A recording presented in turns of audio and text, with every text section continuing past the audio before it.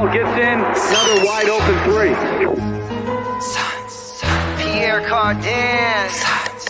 Defers to Booker for the long-range jumper. P-H-O-E-N-I-X. Phoenix Suns, and you know we up next. Yeah, we working for that championship ring. We the Valley, it ain't nothing but a thing. P-H-O-E-N-I-X. Phoenix Suns, and you know we up next. Yeah, we working for that championship ring. We the Valley, it ain't nothing but a thing. Chris Paul bring a dinner with a dish. D-Book on the corner with the swish. We the Valley, hating with the dump. Posterizing, now the crowd getting pumped. We the best, I ain't talking about Cali. Who's next? Never winning in the Valley. Can't wait for that championship rally. Send them home, send them back to Cali. Stand up if you're down for the Suns. Put a finger in the air, we number one. P-H-O-E-N-I-X. Phoenix Suns, and you know we up next. Yeah, we working for that championship ring. We the Valley, it ain't nothing but a thing. P-H-O-E-N-I-X. Phoenix Suns, and you know we up next. Yeah, we working for that championship ring. We the Valley, it ain't nothing but a thing.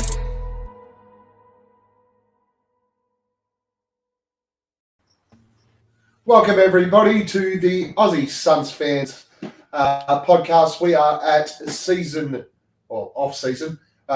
off-season episode 8. We are joined today by Hamo and Boyd. I am Gavin, your host. You can follow me at Aussie Suns fans or at Guesswork Gav. Unfortunately, Nate couldn't make it today. Hamo, how are you doing? Yeah, going good, mate. Going good. We'll do our best without Nate. It's going to be hard, but he hasn't been on in a while, so yeah. Hopefully we get to talk to him soon. Very good. And Boyd, welcome along. How are you travelling, mate? Apart from Very being good, a piece of shit. Very good, very good. And I'm reveling in my piece of shitness. If that makes sense.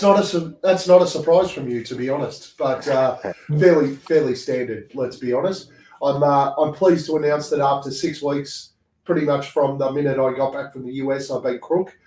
That is finally gone. I'm back to normal as of today. Fantastic, great. I can hear again. Everything's going beautifully. So that's a lot of jet lag, bro. Yeah, I wish it was jet lag. Fucking pain in the ass. But anyway, we will crack straight in today, guys. We are going to look at the schedule, the Phoenix Suns schedule. We touched on it last week's pod, but we want to do a bit of a review on how the schedule came out because we haven't done so yet. Then we will we're going to start a review on each of the, not the conferences, what do they call them? The divisions. We're going to start with the East. We'll roll through the East, and obviously what we will do is finish off with the Suns division last, I guess. But we will be having a look today at the Atlantic division.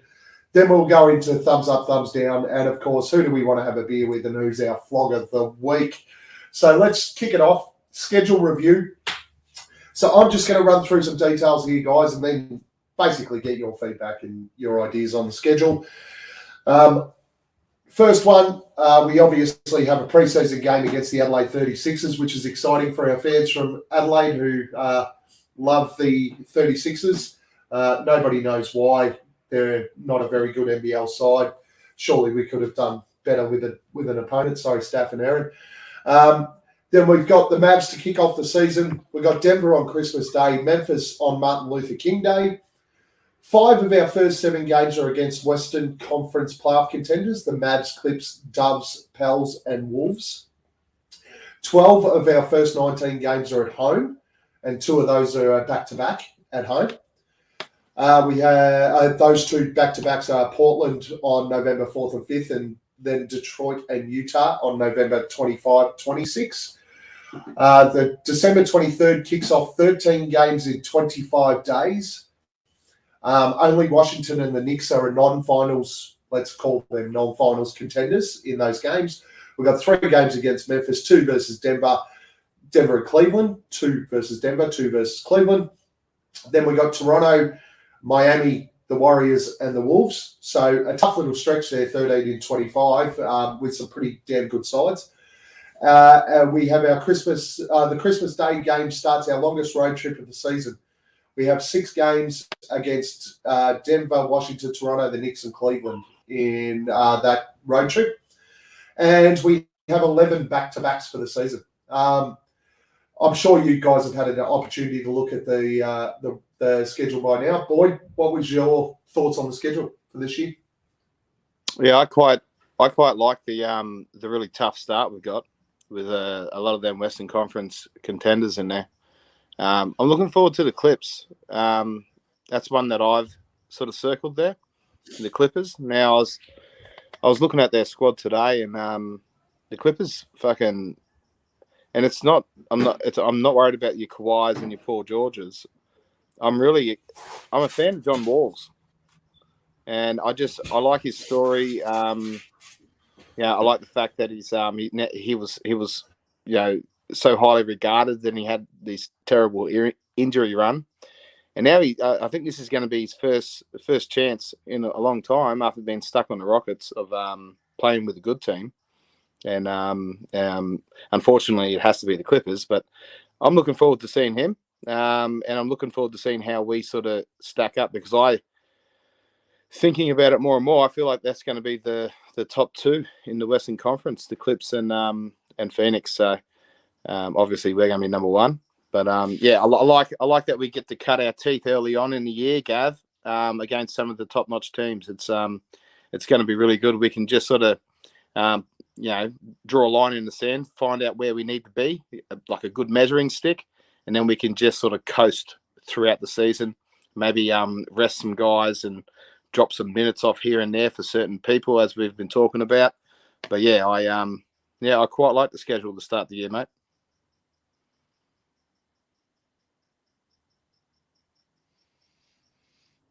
Very good.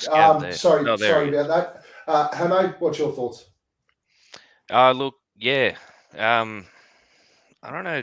Really, you reckon it's going to be us and the Clippers at the top of the West? All right. I do.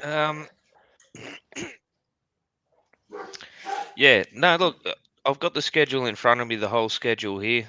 It looks, I'm looking to try and see if there's only someone we're playing once, twice. The only person I can see we're playing twice looks like the Knicks. And, God forbid we lose that game, or one of them. But no, look, it should be all right. Once we get into the breaking down the actual standings, potential standings of the season, then we can really look at the teams that we've got to talk about. But schedule looks all right. A couple of tough back-to-backs there, but yeah, we just got to take it easy and start slow, I think. Yeah, it's a good look. Let's be honest. The schedule in the NBA is pretty straightforward. You play the teams in your division 4 times, you play the teams in the West 3 times, and you play the teams in the East twice. So, it is what it is. It's the schedule doesn't change much. It's just a matter of when you play them, really. Again, I guess my bigger thing is last season, I think we played the Warriors 4 times and they were pretty close to each other. We played twice and then twice, pretty close to each other. This year, that's a little bit more spread out. But look, the back-to-backs, 11 back-to-backs isn't ideal, but reality is that we're hoping that Chris Paul gets a bit of rest in those games. That'd be handy. But looking at the back-to-backs in the first half of the season, we got Portland one after the other. And then our other back-to-back is against Detroit and Utah. They're not exactly going to be overly taxing games, let's be honest, from a back-to-back perspective for those sides. So it'll be interesting to see how we do go. Obviously, early doors. I'm looking here, Gav. We've got the Pelicans on the 9th of December and the Pelicans again on the 11th of December. I know that's not back-to-back, but that could potentially be good training for the playoffs if it's going to be similar to last year. So that's nice to have them back-to-back-ish in a couple of days. Yeah, and I think you'll find a lot of those quirks in the schedule. At the end of the day, I think most Phoenix fans, after the last couple of years, I know I am. I'm sure you two are probably similar. I don't really care about the regular season. I just want to get to the playoffs. Yeah, we're pretty spoiled, aren't we? You want that 2K life, man. We're not that far removed from that fucking 10 or 12 year stretch, right? So it's pretty crazy how spoiled we've become in just a short couple of year period. It's a But fair way to put it, man. Spoiled. fucking yeah, and you're right. We shouldn't be, and we shouldn't be spoiled. But fuck, we're now we're complaining over only getting 55 wins possibly. You know what I mean? It's yeah, we're fucking spoiled. Mm. And so from that setup, what are your thoughts on the season opener against Dallas? You happy that we're playing Dallas first up to try and shake that rubbish that we put up with? Or Yes. Yeah. Yes. Yeah, mate. Look, it's perfect. It's perfect because there's a lot of off season built up angst, animosity for that fucking that Dallas squad. It's gonna be absolutely unreal. And I think we played them in the first game. We've played them. I think we've opened with Dallas a couple of times, haven't we, in the last few years? And we've been pretty close to it.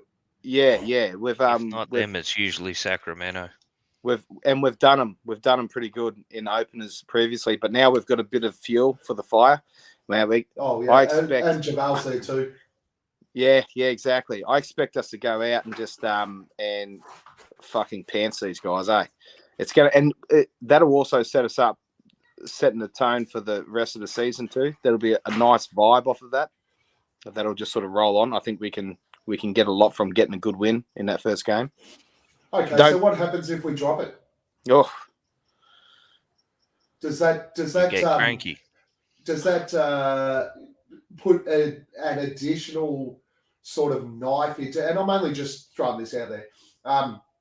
Does it put an additional knife into the current rumors and talk and all that sort of shit about dissension in the ranks? And I think you'll see it. Yeah, you'll see it play out like that in the media, one way or another. Whether it's national media, local media, there's going to be someone putting that spin on it, man.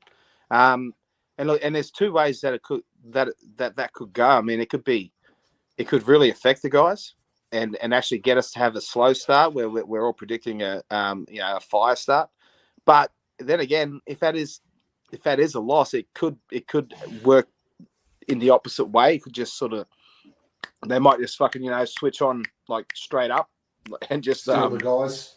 Yeah. It's really, we all know it could go both ways, but it'd be really interesting. But definitely, there's going to be that media spin on the offseason shit fight was real.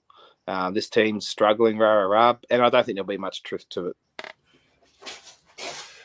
Denver on Christmas Day. Oh, yeah, sorry, Hammer, go for it. No, I was just going to say he's pretty much right. The media is going to spin whatever story they want, and we've always seemed to be the villain in the story or the butt of the joke, so to be. And it's I'm happy, man. Let's continue to do it, and don't let the media write the narrative for what could possibly be our best season yet. Yeah, good point. Denver on Christmas Day. Thoughts? Happy with that? Generally, they're rivals, all that sort of stuff, rivalry type games on Christmas Day. I kind of would have liked the Pels, but Denver, pretty good matchup. We've got, obviously, the Suns in Fall guy and all that sort of shit that kicked off the rivalry with Denver. So, thoughts on that, Boyd? Yeah, Denver. And of course, Jamal Murray is probably going to be healthy, so we'll lose by 70. Yeah, look, what if Denver had a pretty good off-season move, I believe. Who did they pick up? Do any of you know off the top of your head? I know it's someone of significance. Anyway, but yeah, just that spine of Michael Porter Jr. being healthy again, Jamal Murray being healthy again, Jokic, Aaron Gordon's always a good one to watch. He can light it up from time to time. But yeah, I think it's okay. I would prefer a Lakers on Christmas, possibly. Nothing better than beating them, especially on a Boxing Day morning. That'd be really nice. But yeah, look, I'm happy with Denver. I feel like the Denver Phoenix beef is more probably it's stronger from the Denver side of things. I really don't think Denver are as much on our radar as we are on theirs. I feel like that. There's other teams that I give a fuck about way more than Denver. But it'll be a good matchup. It's a quality side, so it'll be a good Boxing Day game, I think. So Denver picked up KCP and Ish Smith from Washington. Yeah, maybe it wasn't them. That's pretty much all they've picked up. Oh, Bruce Brown is the other one. No, I thought it was someone more significant. But no, that's right. I got my wires crossed. They did lose a couple of players, some handy players. Monte Morris left, as did... Who was the other guy that left? Monte Morris and Will Barton. Will Barton, yeah, okay, roll, guys. Monte Morris is probably the most concerning loss for them, guys. He was a good backup there. But, yeah, like I said, not too concerned about the Boxing Day game, guys. Hey, mate. It's going to be a lot of fun, though, man. Going to be a lot of fun sitting back watching us stick it to the Nuggets. Yep, that's probably true. Then MLK Day is always pretty big over in the US, and we have Memphis, which should be a big game. Boyd, thoughts on the Memphis game on MLK Day? Yeah, MLK Day isn't a thing over here. It's like, I mean, it possibly will be a little bit more since all the Black Lives Matter things sort of spewed over into Australia. But yeah, I honestly haven't been really aware of MLK Day games.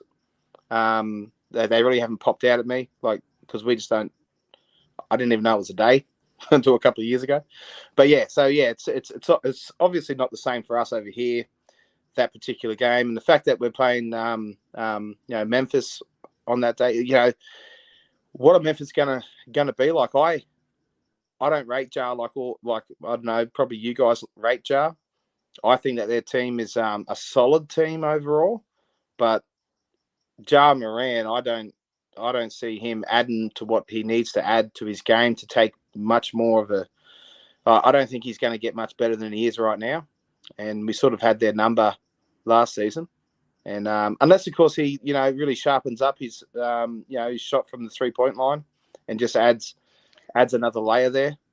Jar's a really talented athlete, man, but I don't think he's ready to take that step to lead a team. Like, he's very, very good. Don't get me wrong, but I just don't think he's team buildable. I think it's just sort of he will do whatever he's doing at almost any team that you put him on.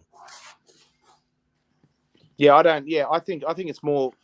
They've got a really nice deep team, and they've got their areas for improvement in their natural progression of their young guys. The Jaren Jackson Juniors, the Baines of the world, and is it my second favorite current center in the NBA? Is Desmond Bain with them? He is, isn't he? Yeah. But yeah, they've got some good young guys who I see taking a leap. Who is probably more. We have to be more worried about that rather than another leap from Jar. Anyways, I'm not a Jar fan, so fucking shoot me down in the chat if you want. I'm sticking with it. Get off, Jar. Dylan, just to answer your question, I rate it a 1.5 out of 10. 4. Oh, out of 10. 4. What do you rate Boyd's beard? Yeah, you should see Dylan's. There too, Dylan. I pop into Dylan at work from time to time, guys, and he has the shabbiest, shittiest looking beard. It looks like a fucking full fucking beard of neck hair and pubes. It's shit house, man. Get a photo, Dylan, and throw it up in our chat. It'll be fucking gold. So it looks a little bit like yours then. Kinda. Worse. Yeah. Worse. Right. So they're the main parts of the schedule for this year, guys. Obviously, I think we're all excited just for fastball to be back at the moment. And I don't think we give a flying fuck who we play at the moment. Just get us out in the court and let's watch some basketball. Boyd, one request though, can you stop inviting people in who are your family members and stuff like that that write stuff like this? Jana Lee, Boyd's beard is a solid 9. Who is that your missus, Hemo? Yeah. That is my missus. Mate, you got something to be worried about at home, mate. She might be a bit sweet on the old Boyd stuff. Hey? Thank you. Is it Jana or Jana? No, Jana, you got it right, man. Thank you, Jana. Thank you very much. There's far too many people being nice to Boyd. I don't like it. He's not a good person. Don't go there. I'm honest, Gav. You're an idiot. That's what you are. All right, let's go into our Atlantic Division preview. This will drag the fans in. They obviously want to know about everybody else but the Suns. But I think this is a good way to go through things. I think Hamo brought it up before. We got some people here, probably newer Suns fans, that wouldn't mind hearing about a little bit of this. All we're going to do is go through the teams. I'm going to give you their ins and outs, and then I want you guys to give us just a short spiel. Boyd, when I say short, that doesn't mean 40 minutes. A short spiel and a prediction for where they will finish in their conference, not just the division, but in the conference. In the conference. So we are in the Eastern Conference. We're going to look at the Atlantic Division. 4 teams. First one, Boston, obviously coming off the back of NBA Finals appearance. They've brought in Malcolm Brogdon and Danilo Gallinari, and obviously Gallinari hurt his MCL the other day in the Euro Championships. They have lost Daniel Tice, Aaron Naismith, Malik Fitz, Juwan Morgan, Nick Stauskas, and a 2023 first-round pick all went to Indiana for Malcolm Brogdon. Boyd, thoughts on Boston and then a prediction for Boston in the Eastern Conference this year? Yeah, I don't think they've lost anything too significant. I've got them being the number 1 seed out east. I just think that they're just too well-rounded defensively, and they didn't really have a consistent offensive output from the likes of Tatum, for one, who's their number 1 guy last season, and I think that he's only going to get a bit better.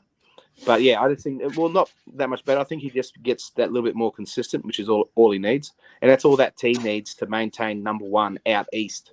So yeah, I've got them number 1. How about? Look, I don't think the Celtics have, like Boyd said, made too much of a change to really worry too much about anything. They're still going to be the Celtics. They're going to be injury prone. Tatum has got this season to really step up, or just go down as mediocre. You know what I mean? I'm not worried about the Celtics. Even come finals time, not worried about the Celtics. Prediction in the East? They'll make the top 8. They'll probably hit 7. Well, I reckon that was the biggest bucket of shit I've ever heard in my life, Hamo. Jason Tatum is 24, 25 years old. My bucket of shit. I know. He's got plenty of time to show anything. But the Celtics made the NBA Finals last year. They're not a shit team. Bringing in Malcolm Brogdon is a huge pickup for them. Coming off the bench as a backup guard, as long as he can stay fit. Gallinari is going to miss a bit of basketball early, but he's a nice fit in the current lineup that they have, effectively replacing Daniel Tice as maybe a 4 within that lineup. The Celtics, I don't think they'll finish first in the East, but I certainly think they'll finish sort of round 2nd or 3rd. They're still a very good squad, and they will be right in the mix. Brooklyn. 7th. Brooklyn has brought in Royce O'Neal from a trade, Alondes Williams as a 2-way, TJ Warren as a free agent, and Edmund Sumner as a free agent. And the only thing going out at the moment is a 2023 first-round pick to Utah, which they traded for Royce O'Neal. Boyd, Brooklyn. I got these guys not being as good as what a lot of other people will have them. mainly because I think there's a high chance of it becoming another circus for obvious reasons, all the shit that's going on. Regardless of what everyone says, I think there's going to be some boardroom, mind the pun of KD's company there, some boardroom fiascos going on. I think there's possibly another Kyrie meltdown. Look, I think they did well getting TJ Warren and Royce O'Neal in particular, and they just got Morris today, didn't they? Markieff Morris. They haven't got him yet, but it's up in the air. Apparently they've entered serious talks with him. Well, solid role guys, and they really need that because they have been previously really top heavy. I think TJ Warren's got he can maintain some offense off of the bench if he can play more than 3 games. I think Royce O'Neal is a good all-round defensive guy, which is something that they really lacked this previous season. But yeah, ultimately, I think the wheels fall off there, and I'll give them 4th seed out east. Hey, mate. Long story short, I was going to put them at 4th as well. I think very similar. I think they're not ready. They're not in the right headspace, man. It's unfortunate for the good players on their team, like our main man, Paddy Mills. I think it's a great fit for TJ Warren, to be fair. I think it's a perfect fit for him. He can take a few more minutes off and, he's winding down. His body's not holding up as good. Love me some KD. Fucking hate me some Ben Simmons. But they're probably going to end up 4th, is what I would have put them at, yeah. I've got them down as 6th at the moment, based on exactly what you said, Boyd. I still think there's issues there that they need to work through, but they've just got too much talent not to finish in that top 6 and be around the mark. As much as Hamo hates Ben Simmons, the guy's talented. Kyrie Irving, as much as everyone thinks he's a fucking head case, he's got talent. He's just a great basketballer. He's a head case. I forgot all about Ben Simmons, if I'm being honest. Then you got KD's obviously. Now they're number 1 in the East. One of the best players in the world, KD. I love the additions of Royce O'Neal and TJ Warren. As everyone's already mentioned, though, TJ, since he left the Suns, can't stay on the court. If he can, big pickup for them, but that might be a bit tough. Paddy Mills is going to give them some stuff off the bench. So overall, their squad's actually really nice, but there's just far too many distractions for them to probably compete for 1 or 2 and get through to NBA finals. But we'll see what happens. I'm going to bump them up to 3. Okay, bumping them up to 3. Next one, Philly. They only have one transaction, which was they signed, and I love this guy's name, Trevelyan Queen, as a free agent. So that is basically the only move, apart from Harden opting out of his contract and then re-signing again this year. But only one move. But yeah, Philly. Well, they've also got PJ Tucker on that ludicrous 3-year, $30 million deal. Why didn't that come up on my thing? So yeah, but yeah, no, you're right. These are the guys that I've got at number 2 out east, and reason being is I'm projecting a massive leap by Maxey. Tyrese Maxey, I think he's going to have another leap, and I'm hoping that James Harden sort of allows him to do it. That's if James Harden goes too hard after his new contract that he's going to want at the end of the season, because it's a 1-year extension he signed, isn't it, Gav? Yes. Yeah.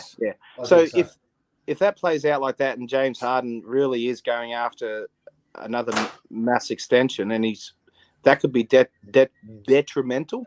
But I feel like if all plays out right, they should get another good leap from Tyrese Maxey. And yeah, 2-year he signed, mate. It was a 2-year, was it? But there's an option, right? Yeah, I believe second year's an option, but yeah, 2 Yeah, years. I think it's in his favour. I think it 2 is. It's years, a player option. 60. Yeah, year two's player option, and Yeah, a yeah, cool. 15% trade bonus and a right to veto trade bonus as well. Yeah, 2 years, 68 million. Yeah, cool.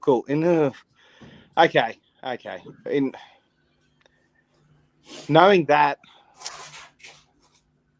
yeah, I'll leave him at number 2. I just feel like it's their time to get some continuity. They haven't got all the Ben Simmons smoke to worry about. That's long in the past now. I feel like they're gonna take another step. Hamo? I really wish Nate was here, man. Why? Oh, me and Boyd just seem to keep agreeing. I was going to have Philly at third. I think pretty much exactly the same. Maxi's going to have a great year, and yeah, Harden's actually looking in shape for a change. So yeah, just gonna have to wait and see. But yeah, fuck you, Boyd. Stop going first. I actually have Philly finishing first in the East. I think I absolutely agree with what you said there, Boyd. I think they're very, very well. They're probably positioned as well as they've been in the last 3 or 4 years. Fuck you, ESPN, for not having the PJ Tucker thing on your acquisitions website. But PJ Tucker's a massive get for them. Even though he's 37, 38 years old, Solid. He's just going to slot in so nicely into that lineup, particularly alongside Embiid. Harden looks fit. Tyrese Maxey came out of his skin last year. I think they're positioned really well. I don't think they can win a title still, but I think they're really positioned well for a great record this year and are going to be right up there for an NBA Finals opportunity for the Sixers this year. The last team in the Atlantic is Toronto. In Otto Porter Jr. as a free agent, Ron Harper Jr. as a two-way, and Jeff Doughton as a two-way, no outs. Boyd. Well, you want to let Hamo go? Just so as I don't steal all his thunder? Hamo don't want to. Headshake from Hamo. Toronto. Okay, so a roster, these guys, as a roster, these guys aren't really concerning. The problem with this is that it's a really good organisation that players just seem to play overs. What's his name? Uzziah Usury or the fucking GM there. He seems to be able to get the right people in the right places to get the best out of these guys. Now we've picked up their one of their player development guys, Mutombo. So I don't know if that's going to affect the way that their younger guys keep on developing or not. But I'm pretty sure that that their GM will be able to fill that hole. But look, guys like Anunoby, Fred VanVleet will have another. He won't. I don't see him declining. I don't see Pascal Siakam declining. I see these guys just sort of tapering at the same sort of level as they did last season. But guys like Anunoby, like super long guys who these guys value highly. I think he's going to be a big one for them. Scotty Barnes, he's going to take another leap. Now I don't rate Scotty Barnes, like other people rate him. But in saying that, I think he's solid. He's a bit undersized, at the 4, which I think he'll play a bit of, but probably mostly the 3. But yeah, look, I've got them coming in at 6, guys, finishing 6th seed. Hey, mate. I do like the Raptors. I do like what they've done in the past.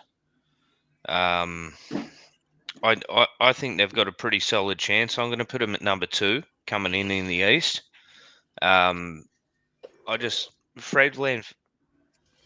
VanVleet, even since he got his bag and got his contract, man, has just got better and better. And he talks about how he wants, to be an inspiration for his young, I think, daughter that he had. Look, I think the Raptors are gonna go well. I think a lot of the other teams are gonna collapse.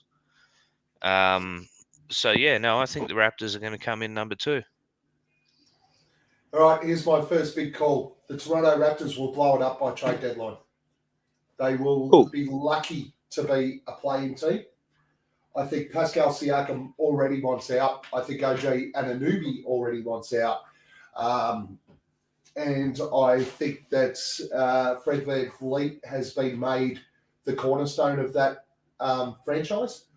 And I don't think that OG and Pascal are overly pleased about that taking place. I think that they'll build around Fred VanVleet and Scotty Barnes, and I think they will get rid of Pascal and OG by trade deadline. Oh, yeah, right. Okay. Would that be something you'd want us to look at, or Pascal certainly? Well, both of them really, Pascal and OG. I think are both very, very solid forwards. Pascal's got a fairly big contract though, doesn't he? No, it's actually pretty friendly at the moment. Okay. But I think he's only got like a year left. Don't quote me on that. I haven't looked into it a hell of a lot. OG's pretty similar from what I know, but to be honest, both of those guys would be really, really nice fits in Phoenix. So you looked at a trade with a Jay Crowder and a Shamet type setup. So you have them bashing around as a play-in team after a blow-up, or if they maintain that same squad, where would you see them finish, Gav? If they maintained their same squad and went all the way through the year, they'd be at the back end of the East. Yeah, okay. So I still think they're probably a 6 to 8 team with the current squad they have. Dylan would.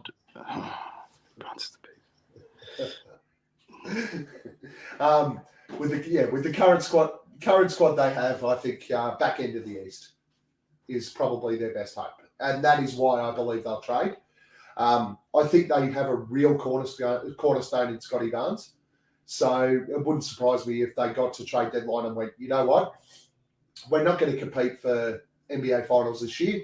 Let's get some draft capital and let's try and put some guys around Scotty Barnes. Makes sense when you think about it. Alrighty, so that's our Atlantic Division preview.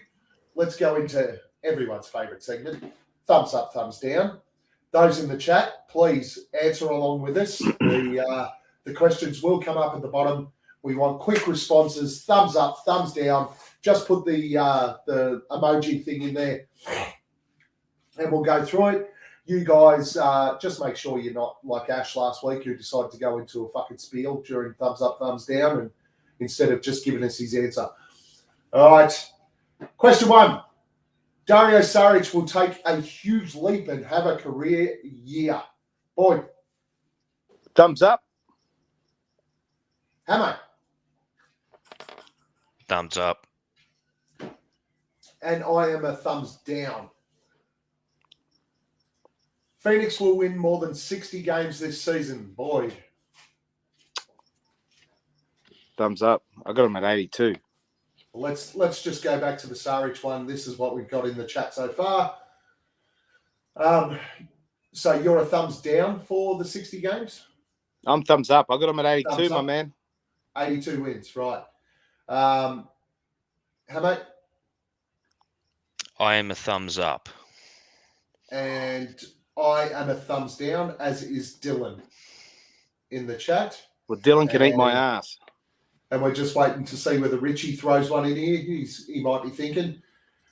While we are, let's go on to... Oh, wait on. Hang on, that's not a down. There we go. There's a down. Oh, Richie Bennett. Hey. Josh Okogie will shoot 40% from 3. Boy. Thumbs up, guys. It's the time of year for optimism. Thumbs up. Hello. Thumbs down. I am also a thumbs down. Dylan, Richie, thumbs up, thumbs down. Josh Okagi to shoot 40% from 3. Oh, you got some support there, Boyd. Hey. And Richie's got brains. Jay Crowder will be with the team come opening tip. Boyd. Jay Crowder will be with the team opening tip. Thumbs up. Hey, mate. To clarify, do you mean on the court as a starting 5 or in uniform? No, I just mean with the team. Thumbs up. And I am a thumbs down. Dylan's a thumbs up. And we'll just wait for Richie again there. Come on, Richie. Richie's also a thumbs up. Richie. And our last one. This will be the last year for this group before significant change in team strategy / roster. Boyd. Thumbs down. Hammer. Thumbs up. And I am also a thumbs down. So we're not sure on the other two. Let's go back. We go back to the start now. Let's have a chat about it. Number 1, Dario Saric will take a huge leap and have a career year. Let's see what Richie and Dylan said about the last one. They both thumbs up. They're supporting Hamo there. Dario Saric will take a huge leap and have a career year. I was the only one who went thumbs down. Coming off significant injuries over the last couple of years, I think will take a lot of time to come back for Dario. We know Monty sticks to his ideas, his strategies, his game setups. By the time Dario actually hits some stride, Monty's already going to have locked in what he wants to do. Therefore, Dario's going to be coming from a long way back to increase his minutes. Look, I saw him in Eurobasket, but let's be honest, he was beating up on third-grade Turkish players. He's not playing against NBA players. So I'd love to see Dario step up and have a career year, because I still go back to that NBA Finals and Dario getting injured probably cost us the NBA Finals in the end. But I'm not quite sure he's at that level that he's going to step in and have a career year. Boyd, rebuttal. Rebuttal, man. Look, tis the season for optimism, right? So I just look. Dario is pretty much the only guy that we've got to feast our eyes on at the moment, since he's banging. Well, Ish Wainwright and I think Okogie playing over for Africa, I think, as well. But Dario's been the one that's been getting talked about. There's been some reels getting out there on Twitter, and I got a full fucking boner when I was watching some of them clips, albeit they were carefully selected clips that I was watching. But man, and he was also playing against D-grade basketballers from somebody. Yeah, I don't like to think about that. I don't like to use common sense when it comes to fucking my erections, man. Hey, I would have locked him up though, to be honest. Well, yeah, fuck, we're in trouble then. But I thought he looked crisp. His handles look much improved. He's dropped weight, which I like. Size. I mean, yeah. I like that as well. I saw him at the in a clip today, top of the floor as a connector. He brought the ball up off of a defensive rebound. He's your new point guard to replace Chris Paul? No, Jay Crowder. He'll still be our point guard. Okay. Don't worry too much about that. No, yeah. So I don't think he doesn't look like he's lost any touch. And I know that he's playing against third graders or whatever it is, but he looks crisp, but he looks like he's added some. I would not be surprised if he comes out and he's not just that bit of a slug, that heavy-footed slug in the paint. I think he has a little bit more to offer, and I think it really adds to what he'll be able to do with that second unit as a connecting player. So yeah, that's why I've got him. Career year. Man, I reckon you're spot on too. Like, he does look good. There's a reason we've kept him around so long, whether it be contract, we're thinking future terms, trading him, his contract, whatever it is. But I mean, he was part of the original heart and soul, the Rally the Valley, man. So we've got to give him the benefit of the doubt. if he's put in the work and he's lost some weight and he's looking okay, then hell yeah, he might not make it back, starting rotation, but at least he'll be on there waiting to come in second string, and we can always use someone like that. So yeah, I don't think it's going to be a bad year for him at all. I don't think he's going to take one step backwards. All right. Shout out to the Suns Jam Session podcast. I'm on a Dario Saric smoke break. Well, they Phoenix can't Suns- stinky butt. The Phoenix Suns will win more than 60 games this season. I think I was the only one thumbs down again. The Phoenix Suns could not give a flying fuck about breaking any records or schedule records or anything else this year. Players will rest. They will be far smarter about the way that they set up how the team operates this year. They won't win 60, but they won't be far off. I think anywhere between sort of 54 to 57 is probably where we're capable of winning. But I just don't see us putting in that much effort to get up to that 60 to 64 game win mark again. We won't be putting in a lot of effort, but we'll get 60. We'll get 60 on the dot. I reckon, like, we're too talented to just sit back and lose games to, like, the Hornets. Like, we're not going to lose that.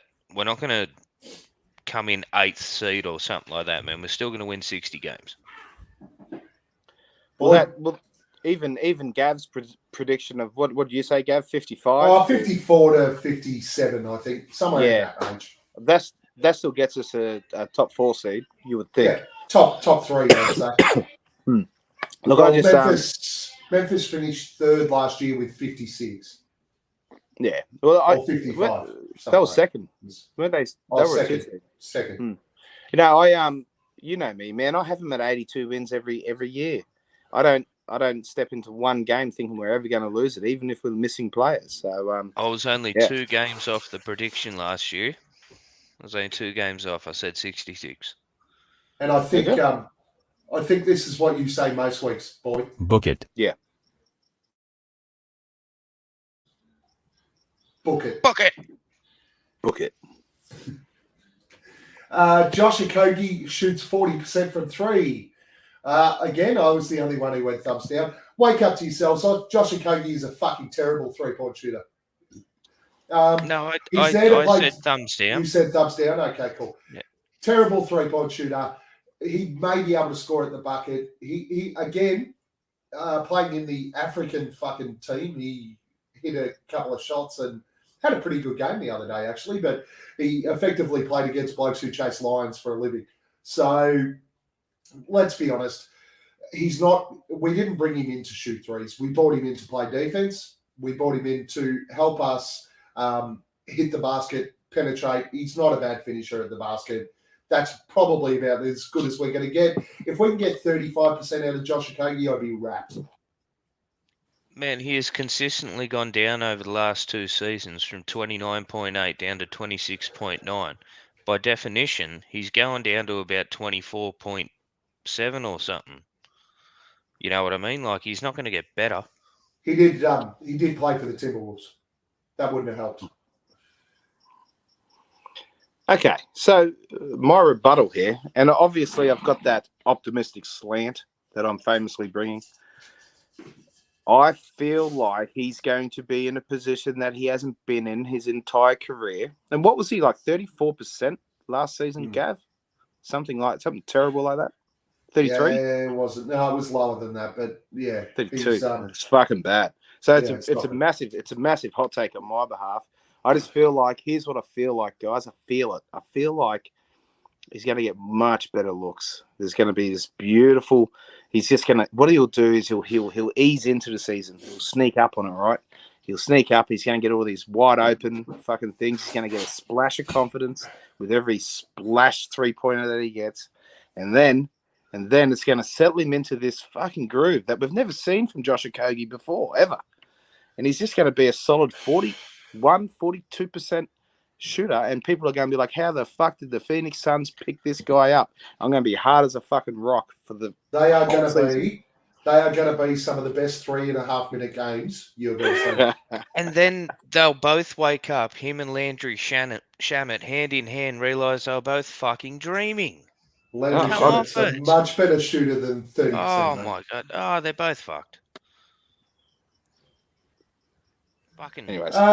Jay Crowder will be with the team come opening tip. I believe that you were both thumbs up. Yes. The chat was thumbs up. I was thumbs down. Jay Crowder will be traded. He doesn't want to be in Phoenix. I think we'll trade him. And I think that the Phoenix Suns are absolutely sold on Cameron Johnson becoming the starter. They're definitely sold on CJ becoming starter, totally, but doesn't mean that yeah, I don't know. I don't think Jay Crowder signed a team-friendly deal to be a starter with the Phoenix Suns. And I think all of this comes from the fact that the Phoenix Suns have already spoken to Jay Crowder and said, we're going to bring you off the bench. And he's got the shits with that. So I think whilst it was team-friendly, the 3-year MLE at about the 10 million mark, that was team-friendly.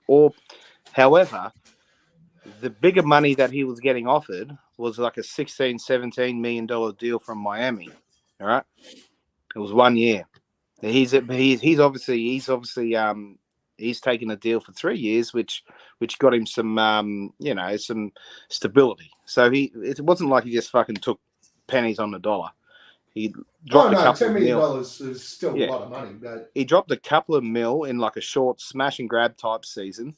He could have got injured in Miami and then not got a fucking been on minimums for the next 2 years. You never know. So he got some stability with that contract from the Suns. We did him a solid. We took him to a finals.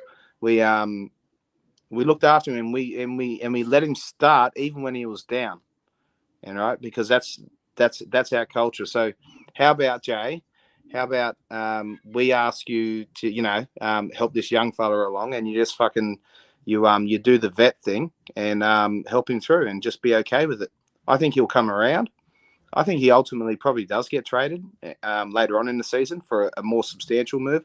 I think if we move him before the start of the season, it'll be more of a panic type of a trade, and we're probably not going to get the guy we all probably hope for. OG Anunoby. Yeah, I don't think Jay gets you him. I really don't.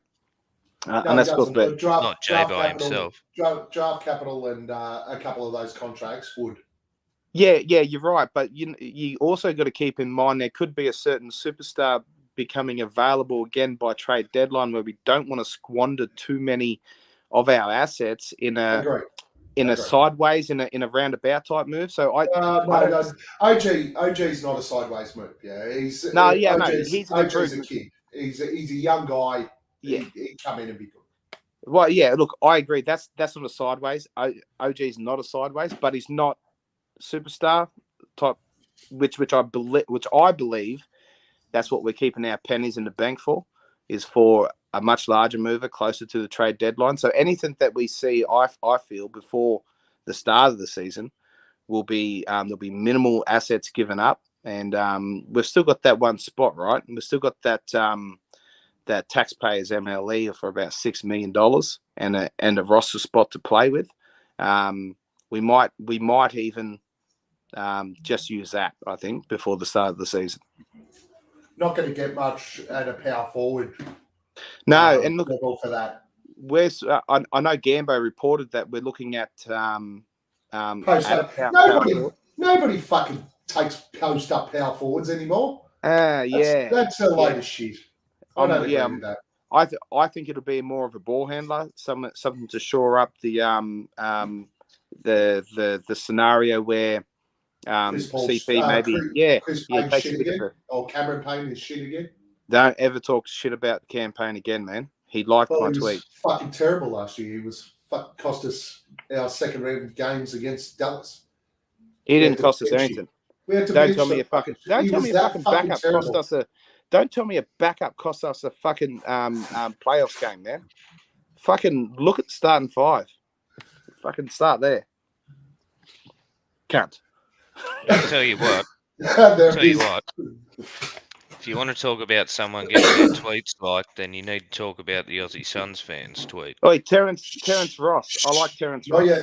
Sideways move, but yes, Terence Ross. You like Terence Ross? Yeah, good bloke, I hear.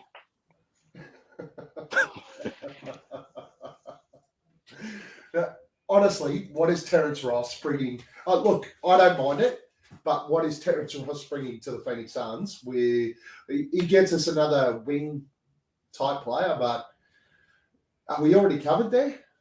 Yeah, we are.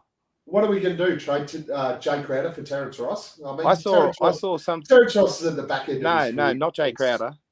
No, I was thinking to get off of if you were to want to get off Shemet, maybe a Terence Ross move. But again, that leaves us fairly short in that backup ball handler sort of position. So look, yeah, that's just. I would not be mad at Terence Ross coming onto the squad if it was just a not giving up much. Yeah, trading for Alfred Payton.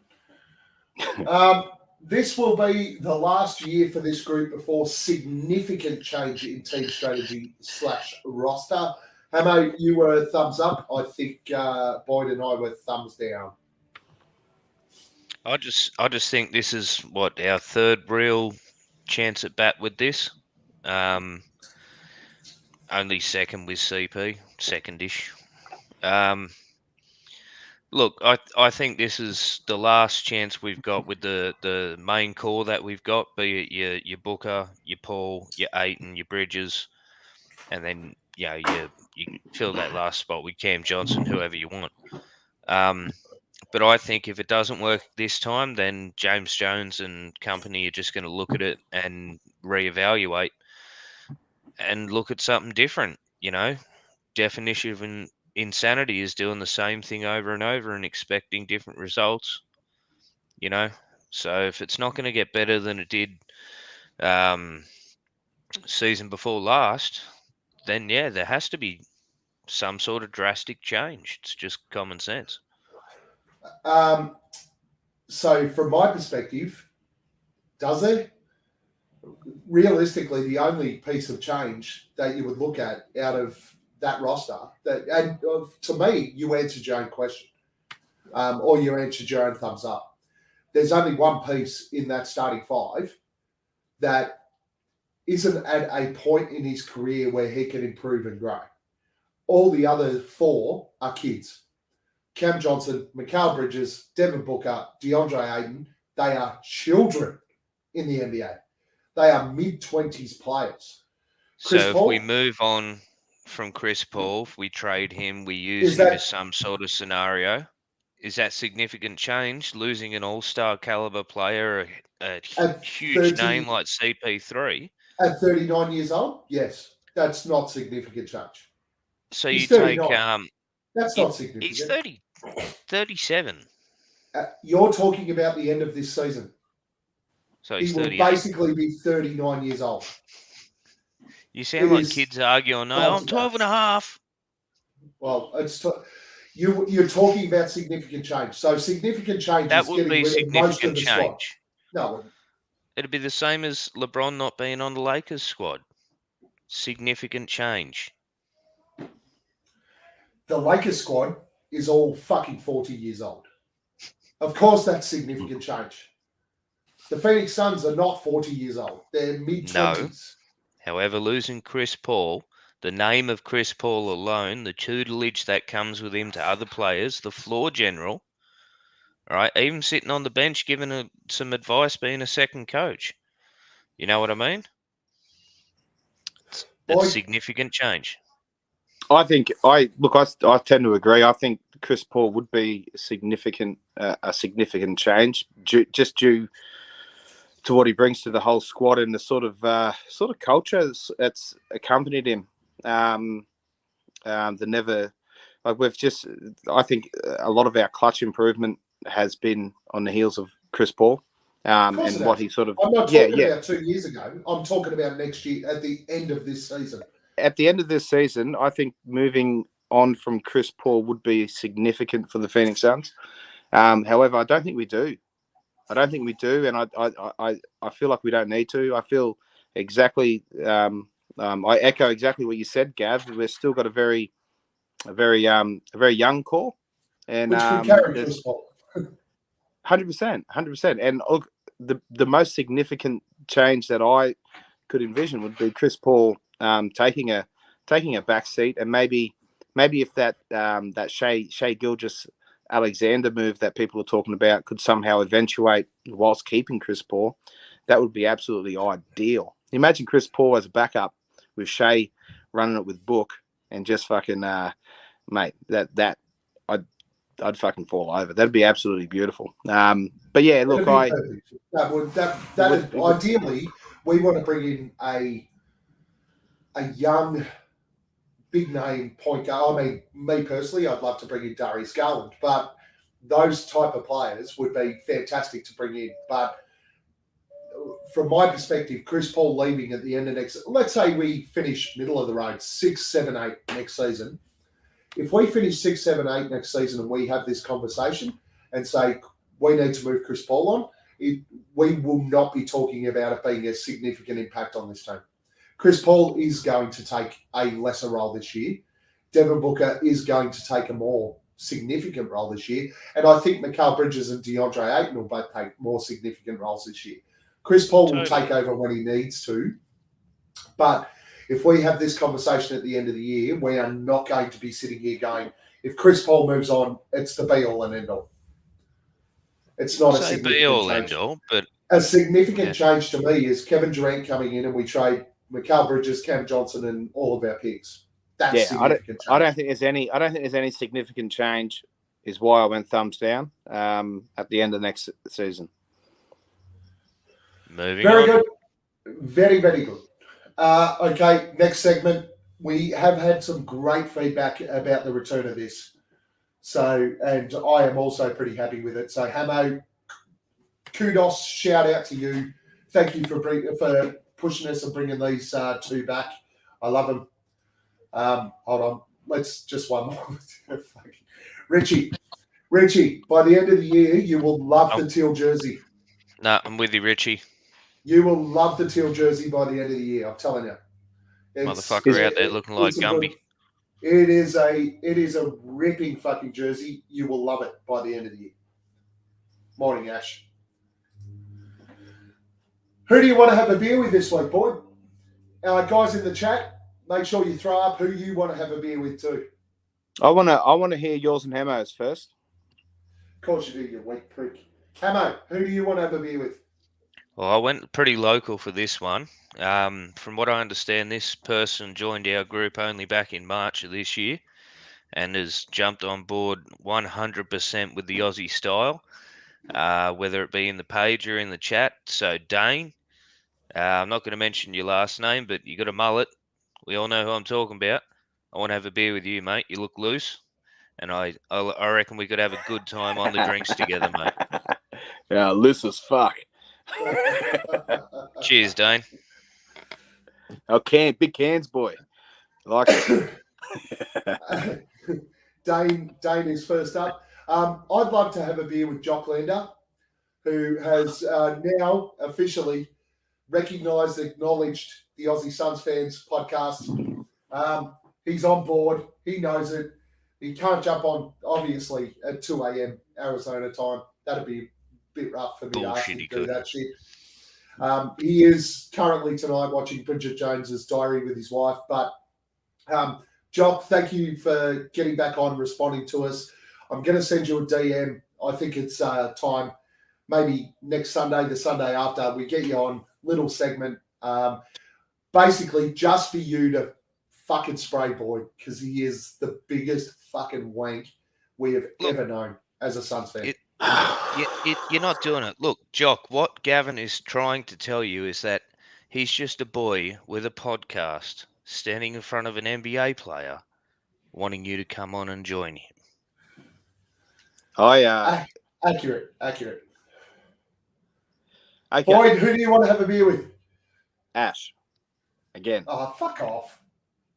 Oh, it's always Ash. But if I want to have one with Ish Wainwright in Africa, playing because he's over there playing with Akogi.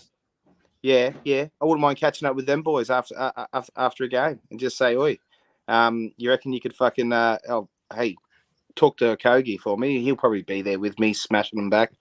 And I'll say, oi, you reckon you could hit 40% on threes this season? And he'll be like, yeah, fuck yeah. I said, yeah, well, I was just talking about it on the pod the other day. And I'll say, yeah. So, yeah, no, I'll have a beer with them lads. And, count me out for the whole fucking Jock Landale thing. Good. I'm You're not going invited. to have to boycott that podcast if he ever You're does. not invited. You're not invited. Good. I would not bring you on because you're such a wanker. Good. I mean, Fuck the On top of all of this, the man is an Aussie who loves a beer, fucking like lives and breathes a beer, acts like an Aussie, is a Phoenix Suns player, and you have done nothing but be a bitch. Hey. So let's move on to the next segment. Don't be a flog. Don't be a flog. My flog of the week is Boyd for being a negative fucking piece of shit, wanker, fucking like, what the fuck is wrong with you? The man's Australian. He is on the Phoenix fucking Suns, and you're going to fucking speak to people like they're pieces of shit. To be honest, if he doesn't come on this fucking podcast, I am blaming you and holding you fully responsible for not having a Phoenix Suns player come on to the Aussie Suns fan podcast. It would be your entire fucking fault.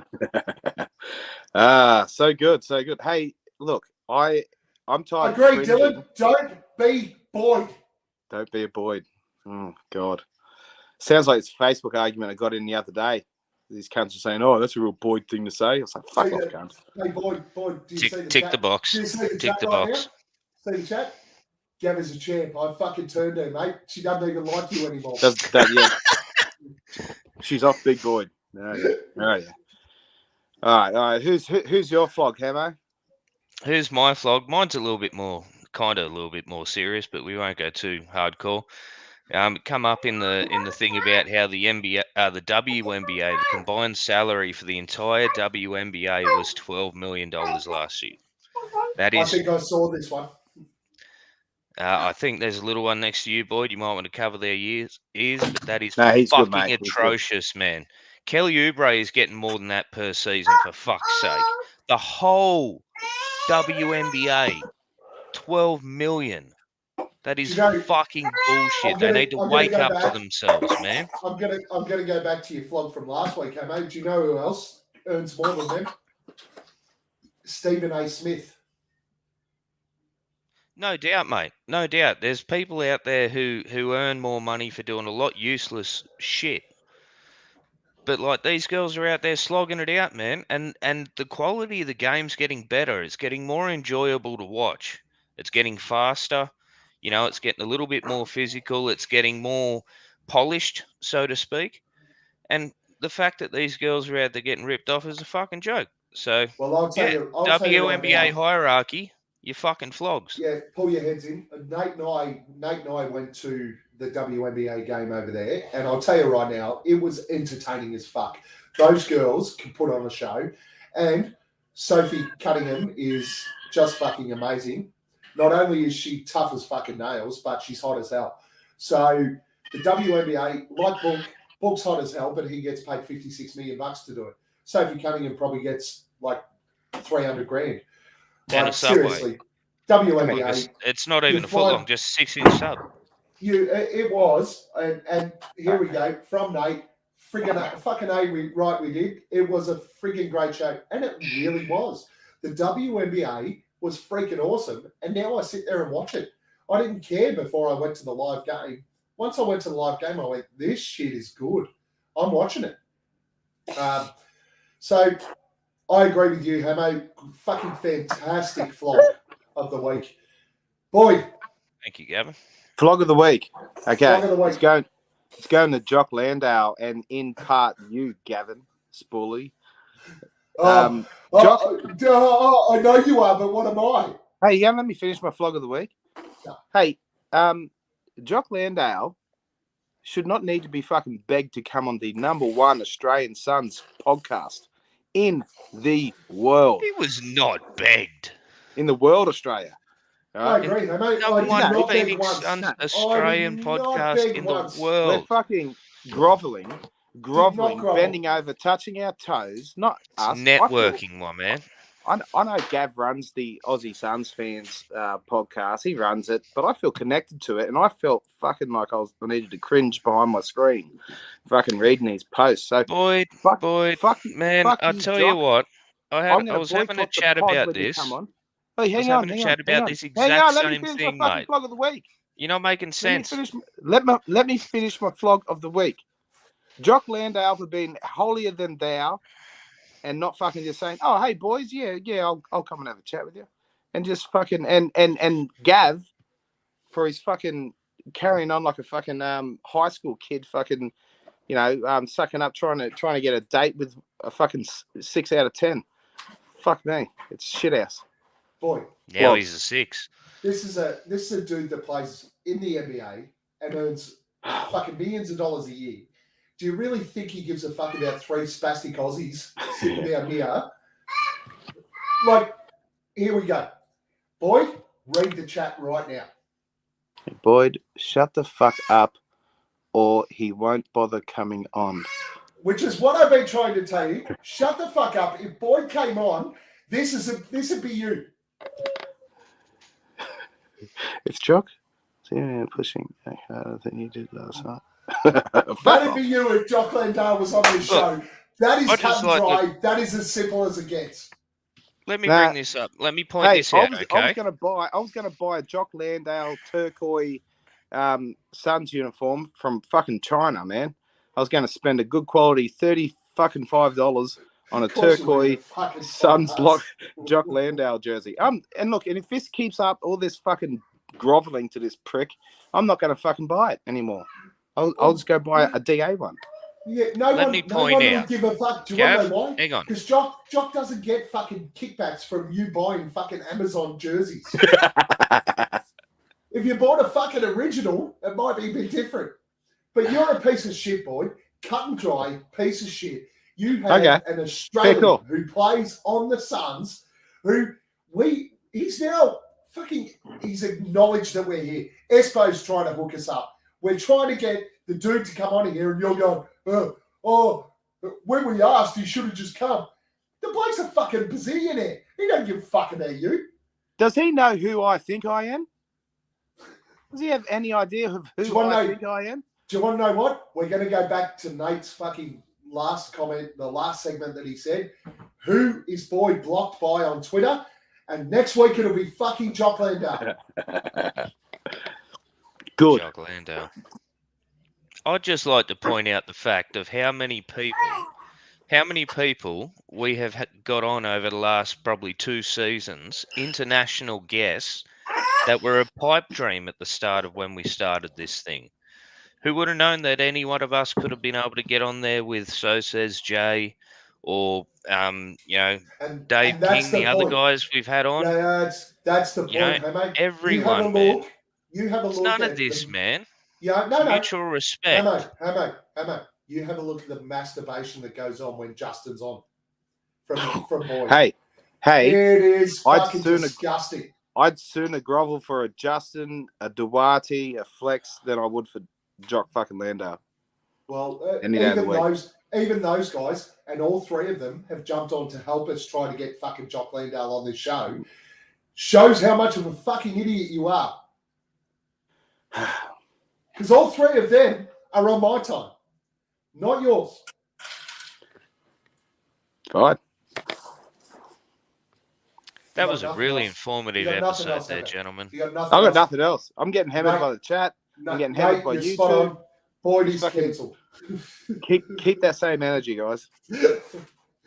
Day 965 when he's still telling you he's watching Bridget Jones's Diary on rerun, fucking the second installment of the fucking movie. Don't care as long as he comes on while he's a Phoenix Sun. I couldn't care what day he came on. He can retweet every day. That's awesome. Gets us promotions. By Jock answering us today, we picked up another 50 followers. So fuck you. Okay, fuck Easy. me. On you, Jock. Here you go, Ash. This is for you, Boyd, from Ash, because you've got one fan. Thanks, Ash. All right, Got guys. one Australian Suns Fantastic. podcast in the world, and you got one fan. Now that my missus has turned over to side Gav, so yeah. She has. Can cook a pig. He can cook a pig. I saw the pictures today. I did see those pictures too, but I really like this message from Dylan. Also, fuck Boyd. Yeah. Well, fuck you, Dylan. Is that saying you, also mate. fuck Boyd, or you have also fucked Boyd? I'm not too sure. I've done him once. It was a long time ago. Okay, Tuesday. so before we do wrap up, we are probably over time a little bit, so we need to wrap it up. Yeah. Richie's thrown it on. What state are you boys from? Where are you from, boy? Queensland, Brisbane, North Side. Hamo? Shell Harbour, New South Wales. And I am in Victoria, which is pissing down rain at the moment and fucking freezing cold. So, wrap-ups, last comments. Hamo, I'll let you go first. Like usual, man, thank you everyone for tuning in. Do everything you can to help us promote the page, the podcast itself, Twitter, Facebook, YouTube. Gav's going to tell you how to do all that. So, yeah, I'm just going to stop talking and look forward to seeing you all next week. And, of course, Nate, who is our number 4, is hashtag Singapore. That's what state he's from. But he's actually from Brisbane, just moving to Singapore. Boyd, wrap up, last comments. Love you all, especially Ash, especially tonight. Love you too, Gav and Hamo. I love you. You're sucking ass. Love you too, Boyd. Love you too, Boyd. I can hate Jock. Love you too, Chucky. You're an idiot. Guys, we're getting like record-breaking numbers watching us on YouTube. When you get on and watch YouTube, all we ask is while you're watching it, please click the like button. If we're getting over 100 people watching our YouTube show, all you need to do while you're watching it is click the like button below. We're getting 100 people watching and 8 to 10 people clicking like. Click the like button, helps us get out there, helps us keep increasing our views. If you follow us on Twitter, like our posts, do all that sort of stuff. Let's get the message out there. Let's just keep building the following. We're Aussies. We give a different slant to probably what happens on every other podcast. Plus, we have a Boyd, which nobody else has, which is a fucking moron who doesn't like Suns players. Apparently does not like Suns players. So, especially Australian ones. When I message Devin Booker and get him on the Aussie Suns Fans podcast, apparently Boyd doesn't want to come on because I'll have to send too much. Also, and Nate, who is our IT guy, keep the comments to YouTube, not Facebook Live. Yeah, it's probably a good point. Get them onto YouTube. They stay on there. And it just keeps promoting us everywhere. We have created a page for the Aussie Suns Fans podcast on Facebook. So make sure you go in and like that. Like, subscribe our YouTube channel. Enjoy it. Gents, thanks for popping on tonight. Follow Boyd at Boods83. Hamo at Sir Hamo. Myself at Aussie Suns Fans or at Guesswork Gav. And Nate, who posts so much content on at Nicky's Falcon. We love you guys. We'll see you next week on Monday our time next week, Sunday that time. Unless Jock comes and says, I want to come on, we will go next Sunday without Boyd because he's a piece of shit. Oh, wait. Hey, Paul. Derbyshire Wall. We promise we're still working on it. I mean, I'll tell you what, Paul, if Jock Landau comes on this podcast and we do a podcast with Jock, the following week we will have you on, Paul. We promise. 100%. That's 100%. That's an Aussie Suns fans promise. Guaranteed. We'll get you on. Lock solid. The week after Jock comes on. Love you guys. See you next week. See you, boys.